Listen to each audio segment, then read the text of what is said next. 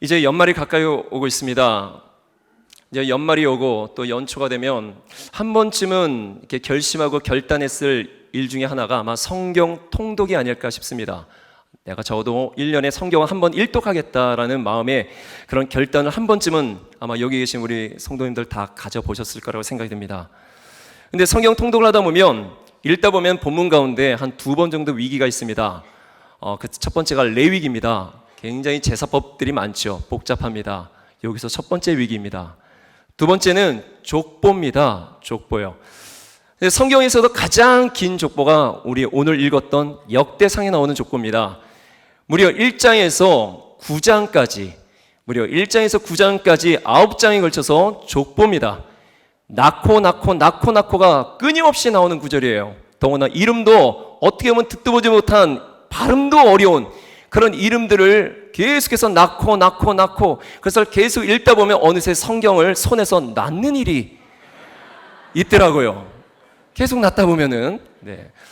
그런데 인생은 해석이 중요한 것 같습니다. 이렇게 계속해서 낳고를 보면서 하나님께서 후반기에 우리 영안교회 새 생명 나오라고 전도에서 새 생명 나오라는 말씀으로 받아들여지게 됐어요. 아멘. 네, 우리 서로 한번 인사하실까요? 새 생명 우리 많이 나옵시다. 네. 예, 후반기에 정말 우리 죽어가는 새 생명 많이 나오셔서 12월 25일 날 정말로 새 생명 정말 천국 장치의 그런 기쁨으로 충만한 우리 12월 25일이 되기를 소망합니다. 자, 오늘 우리가 이 족보 얘기를 꺼냈습니다. 근데 우리가 오늘 읽었던 족보 속에 우리가 읽었던 본문의 9절 10절에 보면 너무나 잘 아는, 우리 여기 계신 분들이 다 잘 아시는 야베스에 대한 이야기입니다. 그런데 야베스에 대한 이야기가 오늘 9절 10절 2절에 한해서 나오는데 다른 사람들에 비해서 되게 상세하게 묘사하고 있다는 것입니다. 그러니까 뭔지 모르지만 야베스가 여기 나와 있는 사람들 가운데서 특별히 하나님께 주목받는 인생처럼 보여요.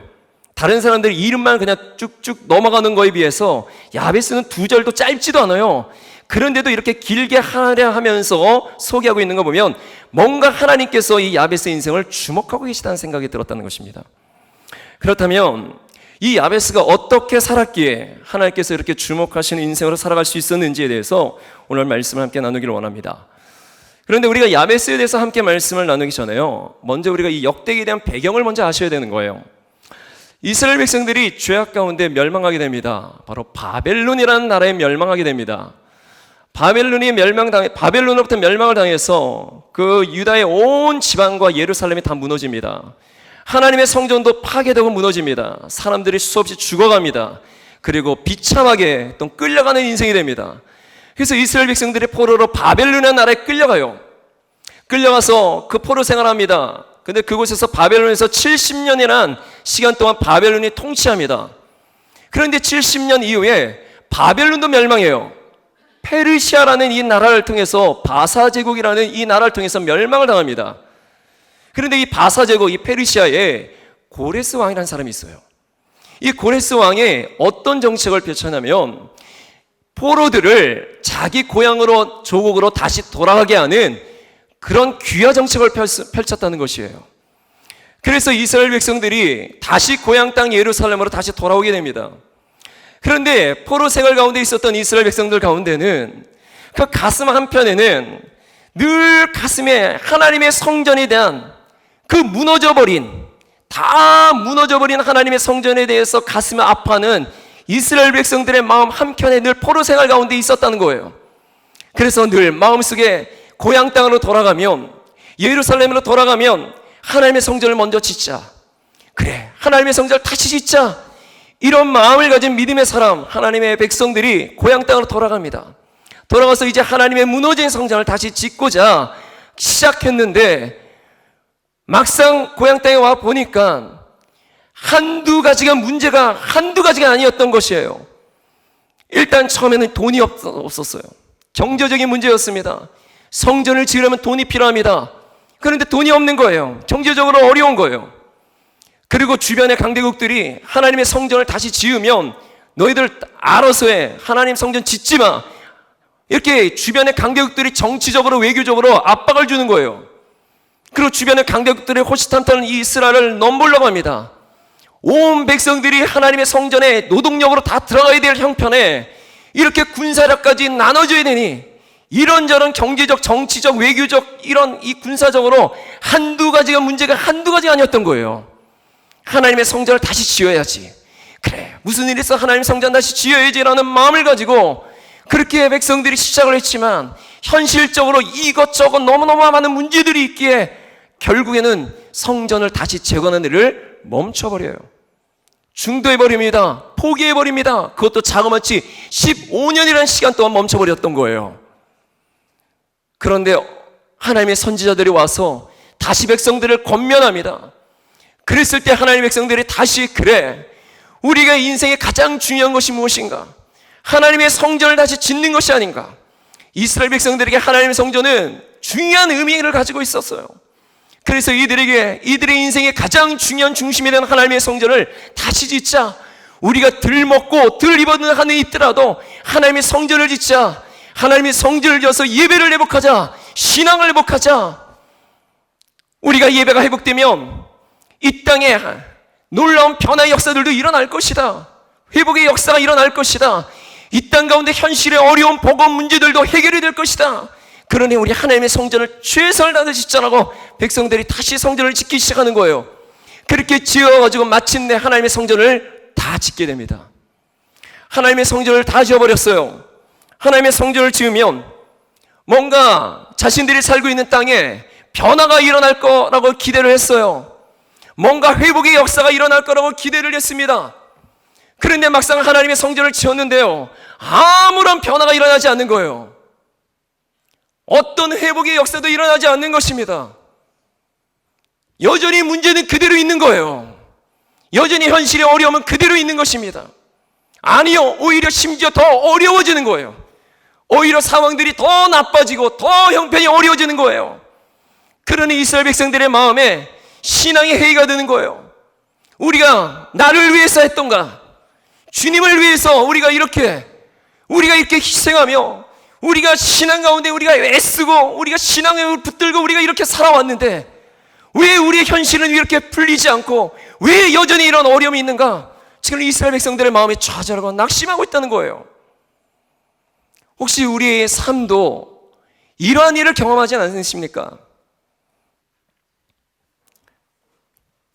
우리가 세상을 위해 산 것도 아닌데 신앙으로 살려고 그래도 애쓰며 물론 수없이 연약함을 보게 되고 넘어지기도 하고 쓰러지기도 하고 그런 연약함이 수없이 있지만 그럼에도 불구하고 그래도 하나님 신앙이 이거 놓치지 않으려고 최선을 다하면서 희생하면서 그렇게 견디면서 왔는데 그런데 나의 삶의 현실은 왜 이렇게 고단한지 말입니다. 이스라엘 백성들 안에도 이런 마음이 있었다는 거예요. 과연 우리에게 정말 소망이 있는 것인가? 우리가 다시 회복될 수 있을까? 우리가 다시 일어날 수 있을까? 하나님은 왜 이렇게 침묵하고 계시는가? 우리가 주를 위해서 행했던 이 일들 하나님은 알지 못하시는가? 우리는 하나님의 약속과는 이제는 상관없는 인생이 되어버린 것인가? 더 이상 하나님의 약속과는 상관이 없는 버림받은 인생이 된 것인가? 결국 우리 인생이 이렇게 끝나고 나는 것인가? 지금 이스라엘 백성들의 마음에 이렇게 낙심하고 절망 가운데 빠진 이 백성들을 향해서 하나님께서 오늘 이 말씀의 긴 이 족보, 오늘 이 긴 족보를 통해서 하나님께서 하나님의 백성들을 위로하시는 거예요. 첫째는요, 이 족보를 통해서 하나님이 위로하시는 손길이 있었다는 것이에요. 우리가 오늘 이 말씀을 두 구절만 읽었지만 요즘에 새벽 기도 때 이 역대상의 말씀을 읽고 있습니다. 새벽마다 계속해서 이 말씀을 읽다 보면 정말로 우리가 아는 사람들, 아브라함도 나오고 모세도 나오고 노아도 나오고 야곱도 나오고 다윗도 우리가 아는 사람들의 이름도 나옵니다. 그런데 우리가 알지 못하는 사람들의 이름이 훨씬 더 많아요. 아까도 말씀드렸던 대로 발음도 어려워요. 듣도 보지 못한 사람들이 너무너무 많아요. 우리가 아는 사람은 전체 족보에 아마 10%나 될까 말까요?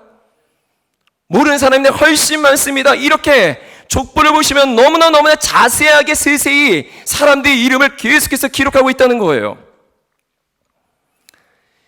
세상은요, 이 김신에 대해서 알지 못합니다. 세상은 몰라요. 중랑 구민 김신 모릅니다. 아니, 여기 신내동 주민에게 물어봐도 몰라요. 물론 당회장 목사님 여쭤보면 아실 거예요. 그래도 믿는 신앙이라면 우리 양병희 목사님 아셔요? 그러면 그래도 아시는 분이 있을 거예요. 그러나 김신 아세요? 그러면 몰라요. 우리 영안교회 성도님만 아셔요. 이렇게 예배당을 나가서 저 체육관 앞에 가지고 혹시 김신 아십니까? 김신 아십니까? 열이면 열 김신 몰라요? 라고 얘기할 것입니다. 세상은요, 이 김신혜라는 작은 한 사람 몰라요. 그런데요, 하나님은 아시거든요. 하나님은요, 우리 한 사람 한 사람 이름을 다 아시고요, 우리의 생각과 마음과 모든 형편과 사정까지도 다 아신다는 사실이에요. 우리가 하나님 앞에서 행했던 일들이요, 우리가 하나님 앞에서 우리가 행했던 일들, 정말 하나님 앞에 진실하게 행했던 일들, 정말 맡겨진 일에 대해서 최선을 다해서 남이 알아주던 못 알아주던, 사람이 알아주던 못 알아주던 하나님은 다 아신다는 거예요. 이렇게 철야 기도에 나오셨어요. 또한 새벽 기도에 하나님의 성전에 나오셔서 마음의 가슴 아픈 이야기를, 상한 이야기를, 속상한 이야기를 쏟아내면서 눈물 흘렸던 그 눈물까지도 하나님은 다 아신다는 얘기예요. 우리가 잘 아는 히스기야, 그 히스기야 왕이요, 병에 걸려서 죽게 되었습니다. 하나님의 선지자 이사야가 와지고 너희 삶을 정리하라고 얘기합니다. 죽게 된 거예요. 그랬더니 히스기야가 침상에서요, 밤새도록 말씀이 오면 심히 통곡하였더라. 심히 통곡하였더라. 그러면서 밤새도록 하나님 앞에 우는 거예요. 그런데 하나님께서 다시 히스기야에게 응답해 주셔요. 내가 네 눈물을 보았고 내가 내 기도를 들었다 라고 말씀하시는 거예요. 하나님은 우리의 눈물, 그 눈물까지도 하나님은 다 보시고, 우리가 많이 부르는 그 찬양의 고백처럼 작은 신음까지도, 그 신음까지도 하나님 앞에 고백한 부르짖는 그 모든 제목들을 하나님은 다 아시고 기억하시는 하나님 되어주신다는 거예요. 하나님이 알아주시고 하나님이 기억해 주시는 인생, 오늘 이 밤에 우리가 기도할 때에 우리가 하나님께 부르짖는 기도 제목들마다, 또한 눈물과 그 아픔까지도 하나님 앞에 쏟아내는 모든 제목들마다 하나님은 다 알아주시고 기억해 주셔서 우리 삶에 가장 큰 위로가 되어줄 줄 믿으시기 바랍니다. 또한 두 번째, 족보를 통해서 위로하시고 격려하시는 하나님의 뜻은 두 번째는 내가 누구와 연결된 인생인 줄 보라는 것입니다. 아무리 노력해도요, 이스라엘 백성들이 자신의 인생에 현실에 아무런 변화가 없는 거예요. 아무리 노력해도 아무런 회복의 역사가 일어나지 않는 것입니다. 그랬을 때 이스라엘 백성들의 마음속에 정말 우리에게 소망이 있는 것인가? 더 이상 소망이 보이지 않는 인생인 것 같습니다. 하나님이 더 이상 함께 하시지 않는 것 같습니다.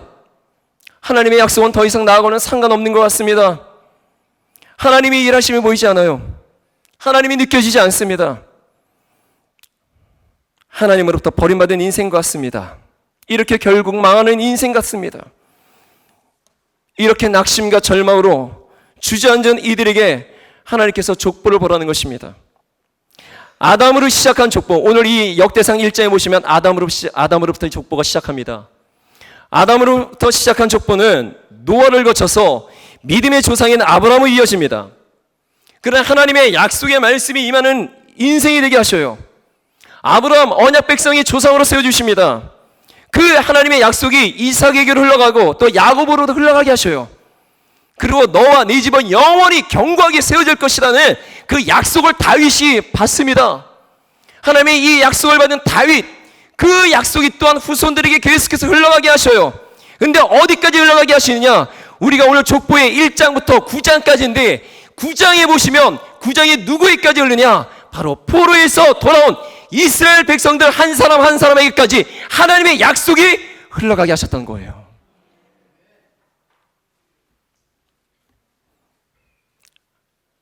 하나님의 언약을 맺었던 그 위대한 하나님의 사람들과 바로 너가 연결됐다는 거예요. 다시 말해서 하나님의 사랑이 결코 끊어지지 않았다는 것입니다.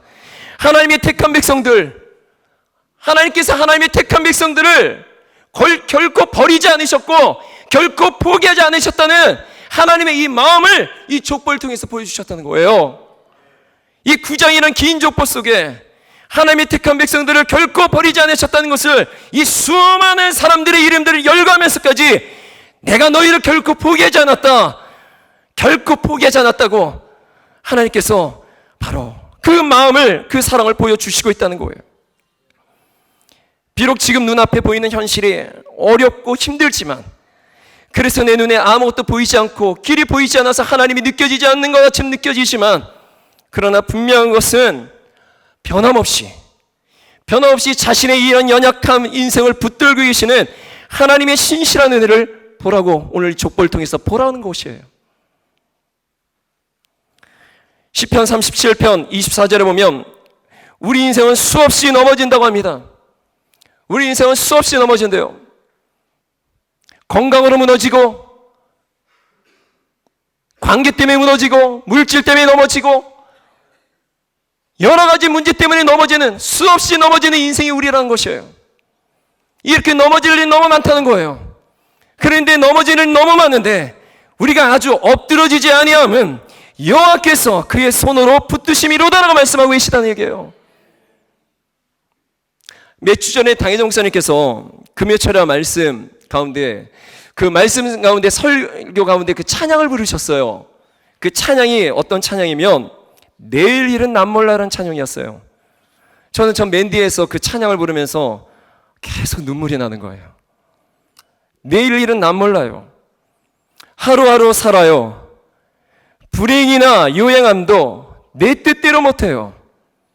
험한 이 길 가도 끝은 없고 고뇌요. 오늘 이 가사의 이 얘기가 우리 인생을 얘기하고 있다는 것이죠. 내일은 남 몰라요. 하루하루 살아요. 불행이나 요행함도 내 뜻대로 못해요. 험한 이 길 가도 끝은 없고 고뇌요.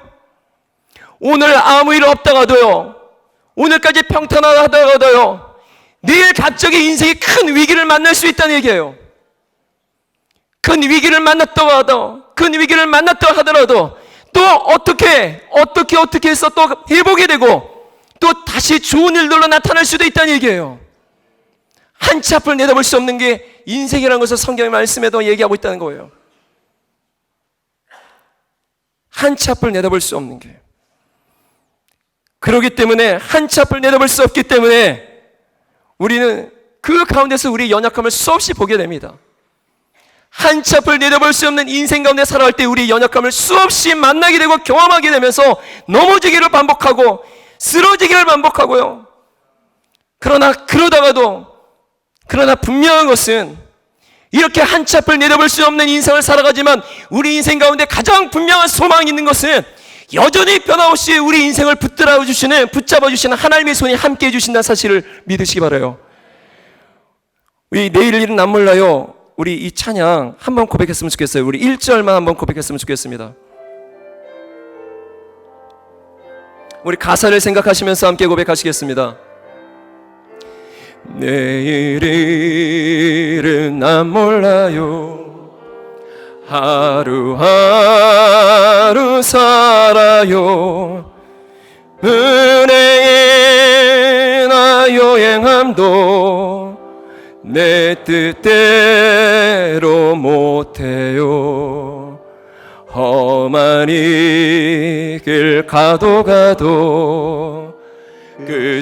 없고 고뇌요. 주님 예수 발레미사 내 손 잡아주소서. 내일은 난 몰라요. 장래일도 몰라요. 아버지 오늘 묻으요 평탄한 이 주. 우리 1절만 다시 한번요. 내일은 난 몰라요. 일일은 난 몰라요. 하루하루 살아요. 하루 살아요. 불행이나 요행함도 불행이나 요행함 내 뜻대로 못해요. 대로 못해요. 험한 이 길 가도 끝은 없고 그러나 우리에게 인생의 소망이 있는 것은 주님 예수 발레미사 변함없이 내 손 잡아 주소서. 내일에는 난 몰라요. 장래일로 몰라요.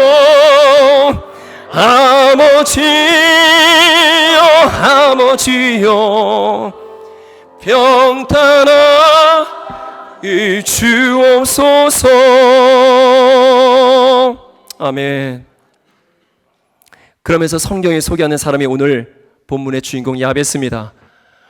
오늘 본문의 9절에서 야베스는 그의 형제들보다 귀중한 자라, 존귀한 자라, 하나님이 주목하신 인생이라 얘기합니다. 그렇다면 두 번째, 야베스의 인생이 존귀한 인생이 될 수 있었던 이유가 무엇일까요? 우리 9절의 말씀 함께 읽겠습니다. 9절의 말씀이요. 다시 한번 시작. 야베스는 그의 형제보다 귀중한 자라. 그의 어머니가 이름하여 이르되 야베스라 하였으니 이는 내가 수고로이 낳았다 함이었더라. 아멘. 야베스가 분명 존귀한 자라, 여기서 귀중한 자라 얘기합니다. 야베스가 귀중한 인생, 존귀한 인생. 그런데 원래 야베스가 자란 환경을 보면 결코 좋은 환경이 아니었고 평탄한 환경이 아니었습니다. 우리가 오늘 읽었던 말씀처럼 야베스 어머니가 이름하여 이르되 야베스라, 그 이름은 내가 수고로이 낳았다. 야베스 어머니가 야베스를 낳을 때 수고로이 낳았다는 것입니다. 그런데 자녀를 낳은 어머니들, 자녀 낳을 때 수고로이 하지 않습니까? 어느 부모, 어느 어머니가 수고로이 낳지 않으시겠습니까? 아이 낳을 때 깔깔깔깔하면서 낳으십니까? 막 하하하하 깔깔 웃으면서 혹시 아기를 낳는, 물론 아기를 낳고 나서 웃을 수는 있겠죠. 근데 진통이 있는데 애를 낳는 그 가정에서 깔깔깔거리면서 웃으면서 낳는 분이 있으면 진찰이 필요할 수도 있죠. 저도 저희 집사람 첫 아이 낳을 때 가족 분만실에 들어가서 한 10시간 정도 같이 있었습니다. 계속 옆에 있어가지고 힘내라고, 조금만 참으라고. 근데 한 3시간, 4시간, 한 몇 시간 정도 지나니까는 저도 힘들더라고요. 그래서 앉았습니다. 앉았더니 저희 집사람이 갑자기 버럭 화를 내면서 어디 앉냐고, 나는 이렇게 죽게 생겼는데 어딜 앉냐고 하면서요. 그래서 제가 아니 내가 놀고 있냐고, 나는 놀았냐고, 나도 옆에서 힘내라고 서서 조금 쉬는 거 뭐 이거 가지고 라고 얘기 목구멍까지 올라왔어요. 그래도 지금 고생하는 사람이 집사람인데 차마 그 얘기를 못하고 알았어 하고 다시 바로 일어났어요. 그리고는 거의 10시간 같이 서서 같이 있어서 애를 낳았던 기억이 납니다. 아기를 낳을 때요 수고 없이 낳는 어머니는 없습니다. 그런데 오늘 성경의 말씀 보면 야베스 어머니가 수고로이 낳았다는 거예요. 왜 수고로이 낳았다가 이렇게 표현하고 있을까? 분명 굉장히 위험한 일이 있었을 거라는 생각을 합니다. 아이를 낳을 때 혹 아이가 뭐 거꾸로 나온다든지, 그래서 아기도 위험하고 엄마도 위험한 그런 상황이 있을 수도 있죠. 혹 오늘 보면 이 야베스 이름도 엄마가 지었어요. 보통 아버지가 이름을 지어줌에도 엄마가 지었다는 것은 아버지가 없다는 것이죠. 아버지가 돌아가셨을 수도 있죠. 집안에 어떤 큰 우환이 있을 수도 있죠. 어느 학자들은 이 야베스가 태어날 때부터 신체적인 장애가 있을 것이다 라고 얘기도 합니다. 어떤 경우든지 야베스의 인생은 분명 평탄치 않았다는 것입니다. 그의 이름이 고통, 오죽하면 고통이라는 이름을 지었겠습니까? 그는 아버지도 없이 혼어머니 밑에서 가난하고 여러 가지 환경적으로 신체적으로 결함이 있고 그런 불행한 인생 가운데 자신의 삶을 바꿔보려고 굉장히 노력을 했을 것이에요. 자신의 인생을 바꿔보려고, 자신의 불행한 이 인생을 바꿔보려고, 나도 행복한 인생을 살고 싶어서 그렇게 노력하고 애써도 바뀌어지지 않는, 장래가 보이지 않고 미래가 보이지 않는 야베스의 인생이었을 것입니다. 오늘날 보면 우리가 수저 이래 얘기하잖아요. 금수저, 흙수저에서 아무리 노력해도 흙수저는 금수저가 될 수 없다고 하는 요즘의 신조어처럼 말이에요. 아무리 노력해도, 아무리 애쓰고 힘써도 내 인생 바뀌어지지 않는. 그런데 오늘 이 야베스의 모습 속에 이렇게 지금 절망하고 낙심해하고 있는 이스라엘 백성들의 모습이 야베스의 모습 가운데 보이고 있다는 거예요. 아무리 힘쓰고 애써도, 아무리 노력하고 최선을 다해도, 신앙으로 살려고 몸부림쳐도 바뀌어지지 않는 현실 때문에 낙심하고 절망해하는 이스라엘 백성들의 모습이 이 야베스의 모습 가운데 보이게 된다는 거예요. 그런데요, 야베스가 존귀한 인생을 살 수 있었던 것은 자신의 환경 때문에 이래서 안 돼요, 저래서 안 되잖아요, 내가 이렇게 노력했는데도 안 되잖아요, 해봤자 안 돼요, 그러면서 자포자기하며 그렇게 절망 가운데 주저앉는 인생이 야베스의 인생이 아니라 그는 눈을 들어서 하늘을 바라보기 시작했다는 거예요. 하늘을 바라봤어요. 야베스는 자기의 힘으로 결코 풀 수 없는 인생의 그 해답이 하나님께 있음을 야베스는 믿음으로 바라봤다는 얘기예요. 그래서 야베스가 기도했다는 얘기예요.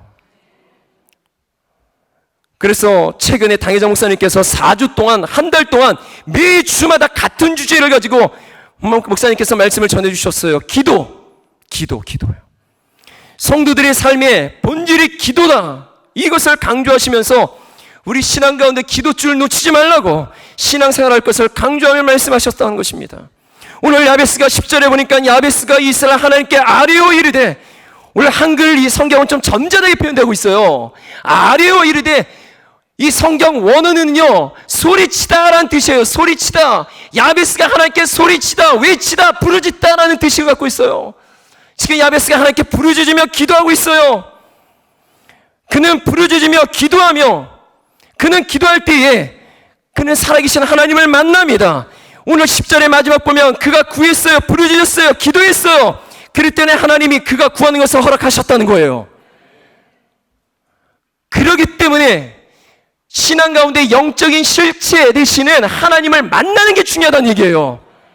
그 만날 때에, 실체 되시는 하나님을 만날 때에 어려움이 옵니다. 어려움도 만납니다. 만나지만 영적인 실체 되시는 하나님을 만나는 인생은 고난이 와도 믿음의 길을 계속하는 거예요. 계속. 그렇다면 이 야베스가 하나님께 어떤 기도를 드렸습니까? 첫 번째, 주께서 내게 복을 주시려거든. 지금 야베스는 주께서 내게 복을 주시려거든 하나님께 지금 복을 달라고 기도하고 있는 거예요. 전도 나가다 보면요, 요즘에 설문지를 많이 받으러 다니고 있습니다. 설문지 받으러 나면 설문지에 선생님의 소원이 무엇입니까? 라고 이렇게 묻는 칸이 있어요. 그럼 대부분이 보면 건강했으면 좋겠다, 우리 자녀손들이 좋은 학교 진학했으면 좋겠다, 좋은 직장 들어갔으면 좋겠다, 우리 아들이 사업이 잘 됐으면 좋겠다, 승진했으면 좋겠다, 자녀의 형제들끼리 우위에 있으면 좋겠다, 여기 안 다 거의 다 들어가요. 이런 소원들이에요. 다 한결같이. 이게 복이에요. 원하는 복이에요. 그런데 오늘 말씀에 야베스가 구한 복, 이 야베스가 구한 복이 어떤 복이냐? 성경에 보면 히브리어로 바라크란 말입니다. 바라크. 어디서 많이 들어보지 않으셨습니까? 바라크. 우리 9월 첫째 주 월사 새벽 기도회 때 당회장 목사님께서 민수기 아론의 축복의 말씀을 전하시면서 축복, 바라크, 하나님께 받은 것을, 하나님께서 주신 것을 비는 거, 축복, 이게 바라크라고 당회장 목사님께서 새벽 때 말씀해 주셨어요. 그 바라크예요. 그 바라크. 지금 이 야베스가 이 구한 복이 바라크라는 얘기입니다. 그런데 이 바라크가 또 어떤 뜻을 갖고 있느냐? 무릎을 꿇다는 의미를 갖고 있다는 얘기예요. 무릎을 꿇다. 하나님께 무릎 꿇는 거, 하나님께 무릎을 꿇는 거, 이게 바라크. 하나님의 하나님 되심을 인정하는 거, 하나님이 내 인생의 주권을 갖고 계신다는 거, 세상의 주권을 이루어 가시는 분, 하나님의 하나님 되심을 인정하며 신뢰하며 하나님을 구하는 거. 히브리 사람들은요, 복이라는 이 개념을 하나님과 함께하다는 이 의미와 똑같이 썼다는 얘기예요. 지금 이 야베스가 구한 복은요, 다른 게 아닙니다. 하나님을 구한 것입니다. 하나님의 뜻을 구한 거예요. 하나님 나와 함께 해주세요. 하나님 나와 함께 해주세요. 오늘 야베스가 구한 복은요, 아브라함이 하나님께 받은 복, 그래서 아브라함이 구한 복과 동일한 복 바라크를 쓰고 있다는 얘기입니다. 하나님 나와 함께 해주세요. 하나님이 함께 하시지 않으면, 하나님이 도와주시지 않으면 안 돼요. 안 돼요. 하나님이 필요합니다. 하나님이 도와주셔야 됩니다. 지금 야베스가 구하는 복은 바로 이 복을 구하고 있다는 얘기예요. 어떤 우리 한 교회 성도님도 그분과 이렇게 대화를 하다 보면 이분이 제일 자주 말씀하신 내용이 하나님이 도와주셔야죠. 하나님이 도와주셔야죠. 물론 우리가 최선을 다해서 우리가 맡겨진 일에 최선을 다해야 되겠지만, 그러나 결국 하나님이 도와주셔야 된다는 거예요. 이제 좀 있으면 우리 수능생들도 이제 수험생들 수능 시험 볼 텐데, 최선을 다해서 열심히 공부하고 최선을 다해 준비해야 되지만 그 일 결국 하나님이 도와주셔야 되는 거예요. 그리고 우리가 지금 계속해서 예배 때마다 중보기도하는 제목이 우리 환우들 위해 기도 제목하고 있습니다. 특별히 우리 금요철 때는 우리가 한 분 한 분의 우리 환우들의 그 성함을 우리가 호명하면서 우리가 이렇게 중보기도하는데, 이렇게 호명하다 보니까는 우리 교회에 이렇게 환우들이 이렇게 많은가 그렇게 생각하실 수도 있을 것 같아요. 그런데 원래 각 교구마다 우리 환우분들이 이 정도 계셨던 거예요. 그런데 호명하지 않으면, 이렇게 듣지 않으면 우리 교구 얘기만 알아요. 다른 교구의 환우들은 모르는 거예요. 그러니까 이왕이면 더 많은 우리 성도들이 교구를 초월해서 함께 기도하고 중보하면 정말 중보기도하는데 하나님이 역사하심을 믿기에 그렇게 호명해서 기도한 거예요. 결국 우리 환우들이 현대의학을 통해서 치료 과정을 밟지만 결국 고치시고 낫게 하신 분은 우리 생명의 주인 되신 하나님이 도와주셔야 됨을 믿습니다. 야베스가 구한 것은 또한 나의 지역을 넓히시고, 야베스가 구한 것은 나의 지역을 넓히시고 라고 했어요. 오늘 본문의 말씀 보면 나의 지역을 넓히는, 말 그대로 지역이라는 것은 말 그대로 땅 개념을 말합니다. 땅. 그러니까 야베스가 살던 시대는 많은 학자들이 사사시대라고 얘기합니다. 그러니까 이스라엘 백성들이 가나안 땅에 들어와 지파별로 자기들에게 기업으로 준 땅을 어떤 시대라는 거예요. 그런데 문제는 야베스가 지역을 넓혀달라는 표현이에요. 우리 말씀 신명기 19장 8절의 말씀 함께 읽어볼까요? 신명기 19장 우리 8절에서 함께 읽겠습니다. 시작. 내 하나님 여호와께서 내 조상들에게 맹세하신 대로 내 지경을 넓혀 내 조상들에게 주리라고 말씀하신 땅을 다 내게 주실 때, 오늘 이 말씀 잠깐 띄워주시고요. 이 말씀은요, 이스라엘이 이제 출애굽을 합니다. 이제 출애굽을 광야에서 1세대가 다 죽지요. 광야에서는 1세대가 다 죽고 2세대가 이제 가나안에 들어가기 위해서 모압 평지에 있을 때 받은 말씀이에요. 그때 내 지경을 넓히라. 이 말은 조상들에게 약속한 땅을 다 너희들에게 주시겠다는 말씀이거든요. 근데 내 지경을 넓히라는 이 말하는 이 시점이 그들이 가진 것이 아직까지는 아무것도 없는 상태라는 거예요. 다시 말해서 내 지경을 넓히라는 말은 하나님께서 약속하신 땅을 모두 너에게 주시겠다는 표현이에요. 그러니까 야베스가 나의 지경을 넓혀달라, 나의 지역을 넓혀달라고 기도하는 것은 하나님께서 주시겠다고 약속하신 그 땅, 그 전부를 내게 달라는 거예요. 그래서 한마디로 가나안 정복 전쟁에 나도 나가서 싸우겠다는 얘기예요. 나도 나가서 싸워서 하나님이 주시겠다는 그 약속, 그 땅을 나도 차지하겠습니다. 지금 이 야베스는요, 그럴 만한 형편이 못 돼요. 불우한 환경이 있어요. 어려운 처지에 있어요. 그럴 만한 환경이 있지 않은 사람이에요. 그는 나가면 어떻게 보면 인간적으로 굉장히 무모한 사람이에요.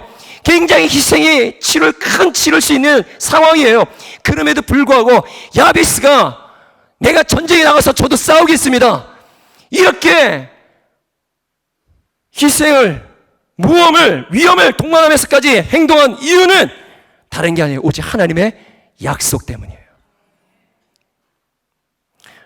우리 한 교회 성도님께서 여러 가지 기도 제목을 이렇게 갖고 계시면 기도하시는데요, 굉장히 그 일이 안 풀리는 거예요. 근데 이분을 위해서 같이 함께 기도하시는 중보자들이 함께 기도하는데, 그 함께 기도하시는 중보자들의 기도 제목들은 다 이루어지는데 정작 이분의 기도 제목은 이루어지지 않는 거예요. 이분은 더구나 사역 가운데 섬기는 자리입니다. 영혼들을 섬겨야 되는 자리예요. 그 영혼들을 섬기면서 계속해서 기도하며 함께 중보 기도하며 나가는데, 그 중보 기도한 같이 기도하는 그 식구들의 제목들은 다 이루어지고 응답이 되는데 정작 본인의 기도 제목은 이루어지지 않는 거예요. 몇 년을 걸쳐서요. 그런데 그럼에도 그 섬김의 자리를 꿋꿋하게 계속해서 지켜나가셔야더라고요. 그러고는 끝까지 섬기면서 희생하시면서 기도줄을 잡고 가시는데요. 그분이 끝까지 참고 견디면서 인내할 수 있었던 것은 다름이 아니라 하나님의 약속이 그분에게 있었기 때문이에요. 그분이 말씀하시는 거예요. 하나님이 분명히 말씀 주셨다고, 약속 주셨다고. 그 약속을 믿고 그 어려움의 과정을 결국에는 통과해서 그분의 기도 제목도 응답이 됐어요. 하나님의 약속을 분명히 받으면요, 어느 순간 혹시나 찾아올 어려움과 위기가 있을 때요, 분명한 하나님의 약속을 받은 인생은요, 그 위기 속에서도 그것을 영적으로 해석하시더라고요. 저는 그 모습을 통해서 하나님의 약속을 받는 인생, 하나님의 말씀을 붙드는 인생은 시편의 그 고백처럼 주의 말씀은 내 발의 등이요 내 길의 빛이니다라는 그 말씀처럼요, 하나님의 약속의 말씀이 있는 인생, 말씀을 붙드는 인생은 결코 그 인생 길을 잃지 않는 인생 되게 주신다는 사실이에요. 오늘 저와 여러분의 기도 속에 이 분명한 하나님의 말씀과 약속을 유지하며 기도하는 시간이 되었으면 좋겠습니다. 마지막으로 야베스가 기도합니다. 주의 손으로 나를 도우사 나로 환난을 벗어나 내게 근심이 없게 하소서. 야베스는 자신의 연약함을 알기에 더욱더 하나님의 도우시는 은혜를 구하는 거예요. 전쟁터에 나갈 때에 자신은 정상인 사람보다도 더 불리한 조건이기에 자신의 연약함이 더 있기에 그는 주님이 도우시는 손길을 더 갈급하게 구했던 것이에요. 오늘 우리의 기도 속에 어떤 환경 속에서도 능히 이루실 주님의 능력을 구하며 기도하기를 원해요. 어떤 문제든지 능히 해결해 주시는 주님의 능력을 구하며 나가기를 원합니다. 환난을 벗어나 근심이 없게 하소서. 오늘 야베스가 기도해요. 환난을 벗어나 근심이 없게 하소서. 우리 삶을 주관해 주시고 붙드시는 하나님께서 근심이 변하여 평안으로 담대함으로 바뀌게 하시는 성령의 역사가 오늘 이 밤에 기도하시는 저와 여러분의 기도 가운데 함께 해주시길 주님을 축복합니다. 주님께 맡기십시오. 염려 근심되는 거 나 맡기십시오. 건강도 맡기시고 진로도 맡기시고 물질도 맡기시고요, 우리의 답답한 마음, 속상한 마음, 상한 마음까지도 다 주님 앞에 쏟아내시며 맡기십시오. 맡기면 하나님이 일을 되게 해주신대요. 오늘 야베스가 그렇게 기도했더니 하나님이 그가 구한 것을 허락하셨대요.